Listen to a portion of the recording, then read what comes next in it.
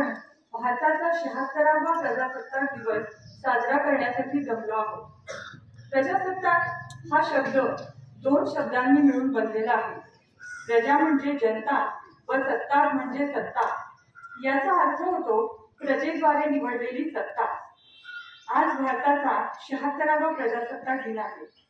आपला देश आज जगातील सर्वात मोठी लोकशाही म्हणून ओळखला जातो। 26 जानेवारी या दिवशी भारताने स्वतंत्र प्रजासत्ताक म्हणून स्वतःची स्थापना केली। आज आपण डॉक्टर बाबासाहेब आंबेडकरांनी लिहिलेल्या ज्या संविधानाखाली राहतो ते आपल्या लोकशाही मूल्यांचे प्रतीक आहे। हे संविधान आपल्याला आठवण करून देते की प्रत्येक व्यक्तीने सन्मानाने आणि आदराने जगण्याचा अधिकार आहे।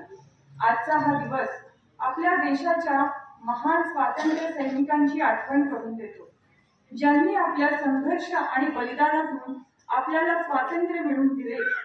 लोकमान्य टिळक, भगतसिंग, चंद्रशेखर आझाद, सुभाषचंद्र बोस, राणी लक्ष्मीबाई यांसारख्या अनेक महान व्यक्तिमत्वांनी आपल्या देशाच्या सेवेत पूर्ण निष्ठा, त्याग आणि कर्तव्याचा धडा शिकवला। या महान वीरांनी हे समजावून सांगितले की स्वातंत्र्य हा केवळ अधिकार नाही तर ती एक जबाबदारी देखील आहे। भारताने आज इतका विकास केला आहे की चंद्र आणि मंगळावर पोहोचणाऱ्या काही निवडक देशांमध्ये भारत समाविष्ट आहे। आशिया खंडातील भारत 2ऱ्या क्रमांकाची व जगात 5वी आर्थिक महाशक्ती आहे। तर मुलांनो, आज आपल्या अक्षय शिक्षण संस्थेतील मुले देखील देशामध्ये मोठमोठ्या हुद्द्यांवर पोहोचली आहेत।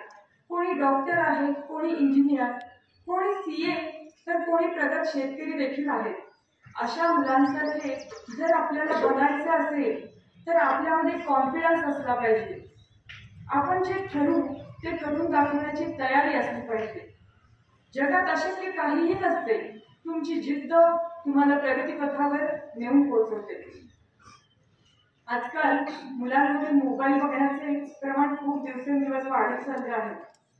तर बाळांनो, जो काही दिवसातून तुम्ही थोडा वेळ जास्ती वेळ जो काही मोबाईल बघता तो थोडा हळूहळू कमी करा आणि त्यापेक्षा मैदानी खेळ, आपले आहार, आपला छंद याकडे लक्ष द्या।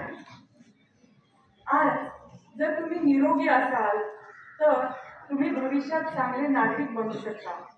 धीरूभाई अंबानी, सचिन तेंडुलकर, अमिताभ बच्चन, लता मंगेशकर असे अनेक मध्यम वर्गातून आलेली लोक पण ती स्वतःच्या जिद्दीने आणि कष्टाने देशात आणि परदेशात देखील भारताचे त्यांनी नाव रोशन केले आहे। स्वतःला कधीच कमी समजू नका। प्रत्येक कामामध्ये ती ताकद असते अचीव करण्याची। तुम्ही फक्त प्रयत्न करा। जाता जाता एवढंच सांगेन की तुम्हा सर्व विद्यार्थ्यांना माझ्याकडून भविष्यात उज्ज्वल यश मिळवण्यासाठी खूप खूप शुभेच्छा। आता येऊ घातलेल्या 10वी आणि 12वीच्या विद्यार्थ्यांना परीक्षेसाठी खूप शुभेच्छा।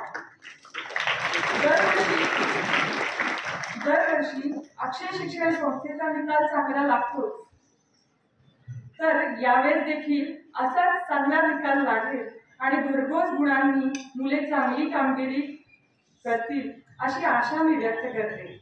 आज मला येथे बोलून ध्वजारोहणाची जी संधी दिली व माझा जो सन्मान केला त्याबद्दल अक्षय शिक्षण संस्थेचे मी आभार मानते। पुन्हा एकदा प्रजासत्ताक दिनाच्या